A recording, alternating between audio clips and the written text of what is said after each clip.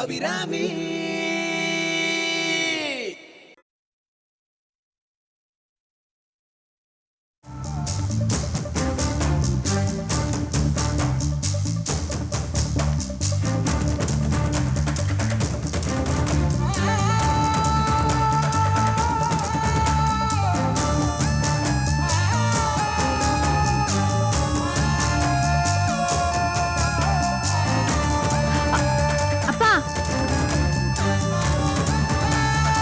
அம்மாக்கு என்னப்பா ஆச்சு?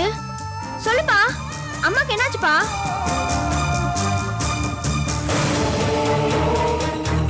டாக்டர் என்ன சொன்னாங்க?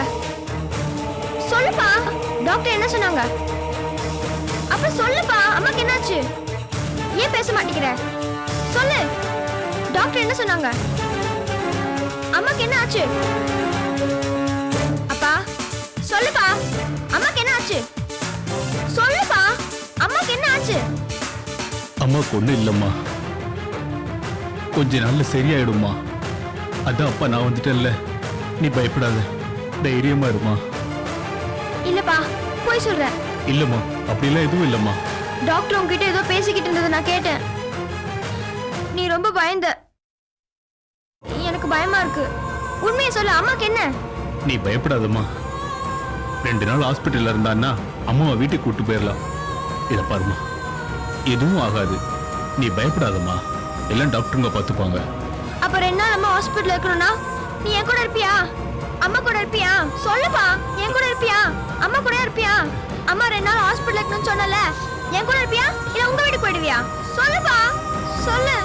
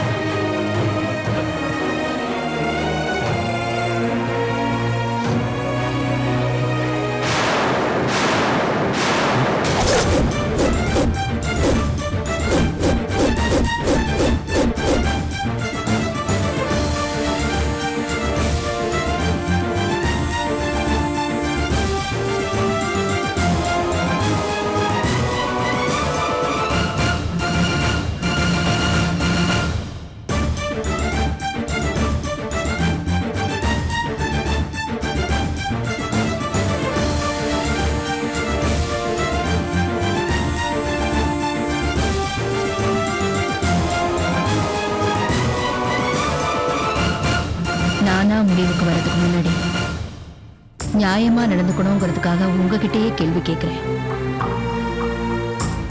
யார் அந்த குழந்தை? நான் கேட்டது காதல் விடலையா? அந்த குழந்தை யாரு? அவ அம்மா எங்கே?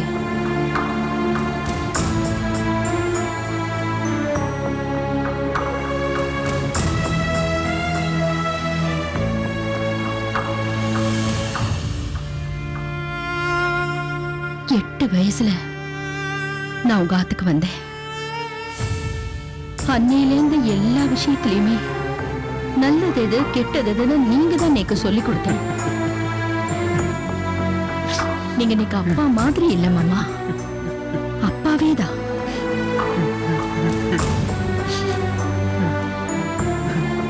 குடும்பம்னா கோவில்னு காமிச்சு கொடுத்ததே நீங்க தான்.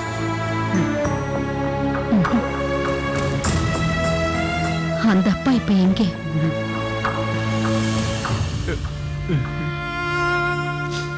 என் கண்ணு அவரை காண முடியலையே. பதில் சொல்லுங்க. ஏன் இப்படி பண்ணேள்? அபிராமி, நோக்கே நன்னா தெரியுமா, நேக்கு அந்த ஆத்துல என்ன மரியாதை கிடைக்குது, அதனாலதான். வெக்கமா இல்ல? இந்த மாதிரி ஒரு காரணத்தை நீங்க என்கிட்ட சொல்றதுக்கு உங்களுக்கு அவமானமா தோணல? உங்களுக்கு 1000 காரணங்கள் இருக்கலாம். அதுக்காக இப்படித்தான் வடிகால் தேடிப்படா? பாட்டியை எதிர்த்து பேசி போராட முடியலேங்கிறதுக்காக இப்படி ஒரு காரியத்தை பண்ணிட்டு உங்களுக்கு நீங்களே ஆறுதல் தேடிண்டேளாக்கும். அது அது அது அது வந்துமா. அம்மாவா? யார் அம்மா? நீங்க பண்ணின காரியம் தெரிஞ்சா அந்த அம்மாவோட நெஞ்சே வெடிச்சிரும். நீங்க நம்ம குடும்பத்தையே செதறடிச்சுட்டே, அதுவும் ஒரு பொண்ணோட வாழ்க்கை இல்ல 2 பொண்ணோட வாழ்க்கையை நாசமாக்கிட்டேன். நான் அப்படி நினைக்கவே இல்லம்மா. இப்ப அவன் நினைவு இல்லாம இருக்கிறான். யாரவா?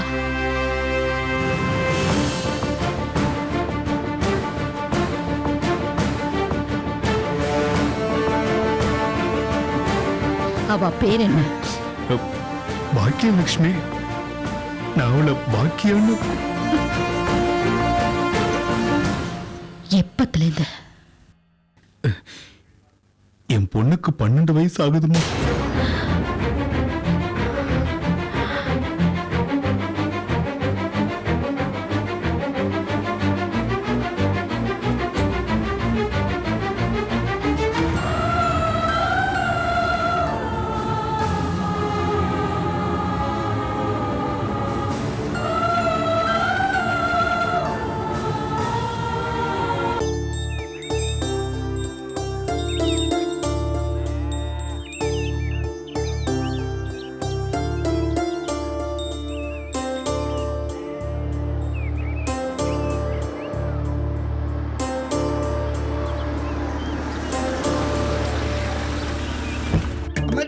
கொஞ்சம் நில்லு நில்லுமா.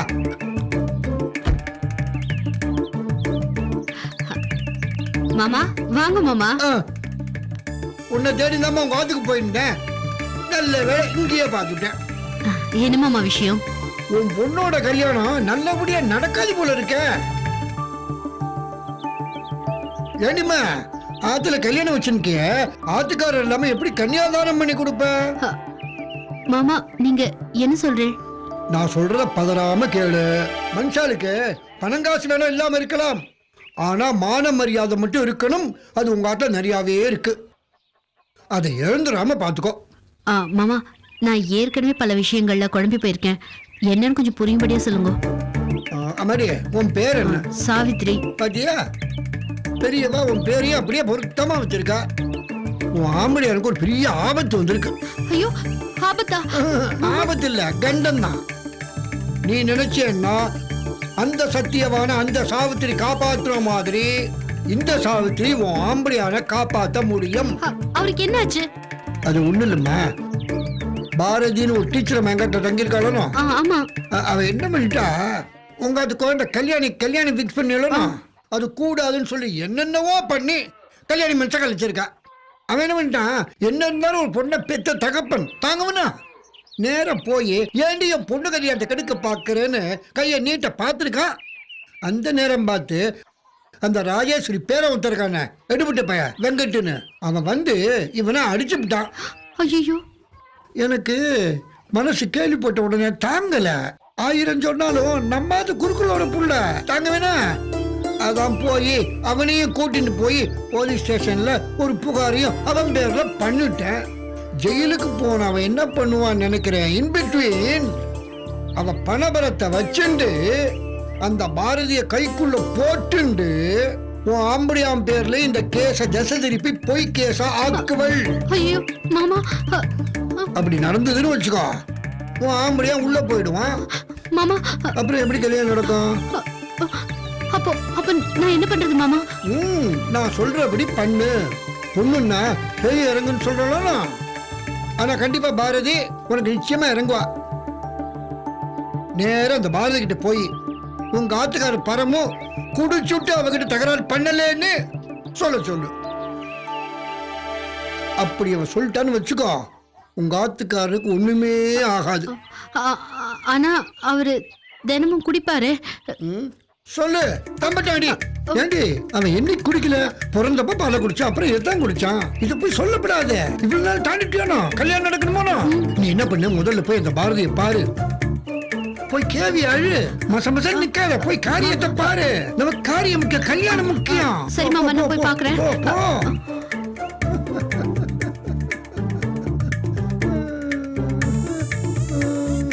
ஒர்க் அவுட் ஆகும்.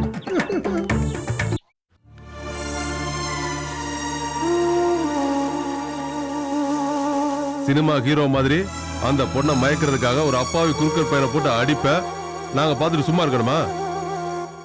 அசிங்கமா பேசாதீங்க சார். இதுல அந்த பொண்ணோட வாழ்க்கையே அடங்கி இருக்கு. தெருவில் போற பொண்ணை ஒருத்தன் வழி மறிச்சு கலாட்டா பண்ணா அதை பார்த்துட்டு சும்மா போற ஆம்பளை நான் இல்ல. நீ ஆம்பளை தான். பொம்பளை விஷயத்துல நீ ஒரு மாதிரின்னு எல்லாரும் பேசிக்கிறாங்க. நீங்க என் கோவத்தை தூண்டி விட்டு உங்களுக்கு எதிரா என்ன பேச விட்டு கேஸ பலப்படுத்த பாக்குறேன். சார் என்னையா டீச்சர் போய் விசாரிச்சியா? விசாரிச்சிட்டேன் சார். என்ன சொன்னாங்க? குறுக்கர் பையன் குடிச்சிட்டு அவங்கள கலாட்டா பண்ணானாமா? இல்லைங்கய்யா, அந்த டீச்சர் சொல்றாங்க அந்த குருக்கள் பையன் அவங்க கிட்ட சாதாரணமா தான் நின்று பேசிட்டு இருந்தாராம். அந்த ஆளு குடிக்கலையா. இந்த பையன் ஏன் அப்படி போய் சொல்றான்னு அவங்களுக்கும் தெரியலையா. ஐயோ, இது முழு போய் சார். அந்த ஆள் அவங்களை அடிக்க போனதை நான் 2 கண்ணால பார்த்தேன். ஏயா அவங்களே இல்லைன்னு சொல்றாங்க, நீ போய் சொல்றியா? புரிஞ்சு போச்சு இந்த கூட்டு சதிக்கு யாரெல்லாம் பின்னாடி இருக்காங்கன்னு. அந்த கீழ மாளிகை நீலகண்ட, டீச்சர், குருக்கள் பையன், கடைசியா நீங்க. அத்தனை பேர் இருக்கீங்க.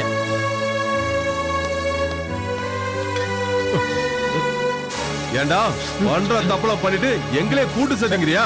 பெரிய எடுத்து பையன் கைய வைக்க வேண்டாம்னு பார்த்தா கைய வைக்கணுமா? Stop it inspector. எப்படி நீங்க தம்பியை கை நீட்டி அடிக்கலாம்? லாயர் சாரா, உங்க தம்பி தப்பு செஞ்சான், அதான் அடிக்கிற. அப்படி அவன் என்ன தப்பு செஞ்சான்? அவன் மேல இருக்கிற சார்ஜ் என்ன? குறுக்கர் பையன் பரமு பாரதி டீச்சர்கிட்ட பேசிட்டு இருக்கப்ப உங்க தம்பி நடுவுல பூந்து அந்த பரமு அடிச்சிருக்கான். கேட்டாக்க அவன் குடிச்சிட்டு டீச்சரை அடிக்க போனதா சொல்றான்.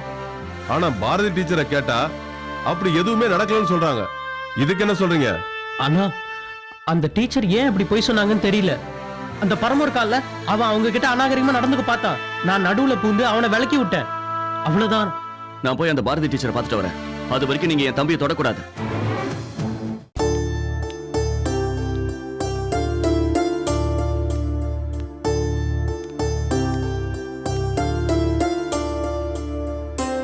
உங்களை டெஸ்ட் பண்ணி பார்த்ததுல உங்க கர்ப்பப்பை வாயில்ல ஒரு சின்ன கட்டி இருக்கு. அதை நாங்க ஃபைப்ராய்டுன்னு சொல்லுவோம். அதை ஒரு சின்ன ஆபரேஷன் பண்ணி எடுத்துடலாம். இது ஒன்றும் ப்ராப்ளமே இல்லை.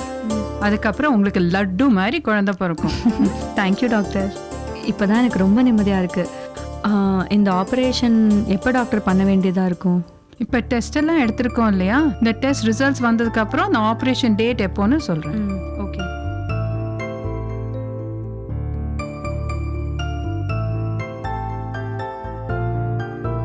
செக்கப்புக்கு நீங்க வர வேண்டிய டேட்ஸ் எல்லாம் எழுதியிருக்கேன். கண்டிப்பா இதை ஃபாலோ பண்ணுங்க. அப்புறம் இந்த செக்கப்புக்கு நீங்க வரும்போதெல்லாம் அவசியமா உங்களுடைய டெஸ்ட் ரிசல்ட்ஸையும் எடுத்துட்டு வந்துருங்க. சரியா?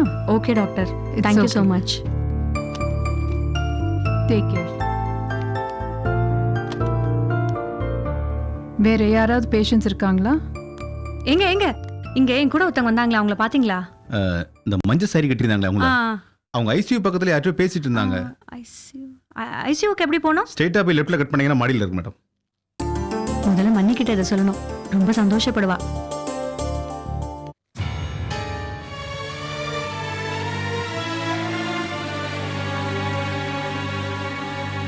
அவளுக்கு ஏன் இந்த நிலைமை வந்தது?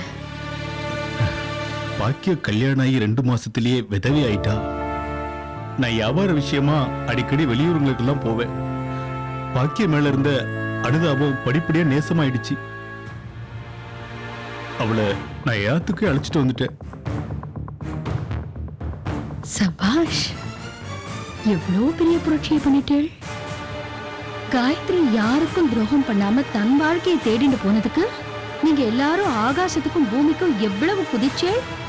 மன்னி என்ன மன்னி இங்க என்ன பண்றேள்? எங்கெல்லாம் தேடுறது உங்களை? டாக்டர் என்னம்மா சொன்னா?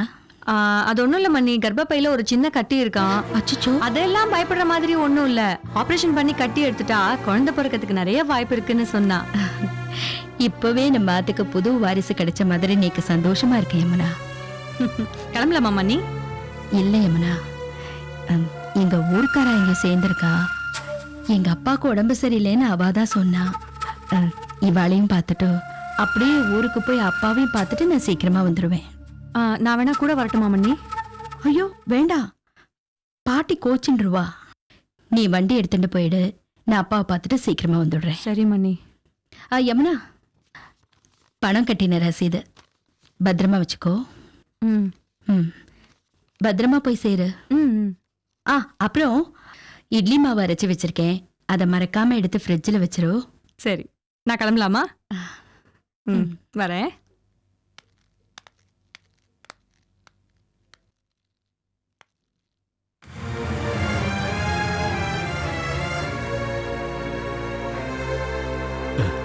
அம்மா அபிராமி, ரொம்ப நன்றிம்மா.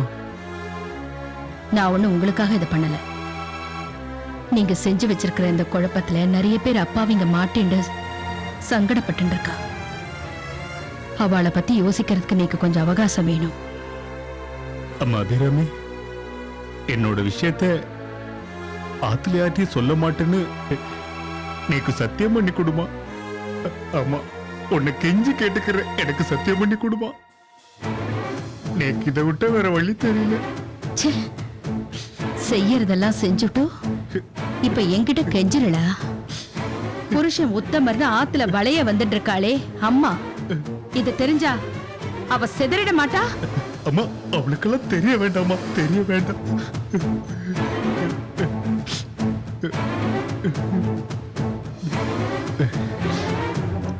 அபிராமி, அம்மா அபிராமி, எனக்காக ப்ளீஸ். யாருடைய சொல்ல மாட்டேன் இப்போதைக்கு.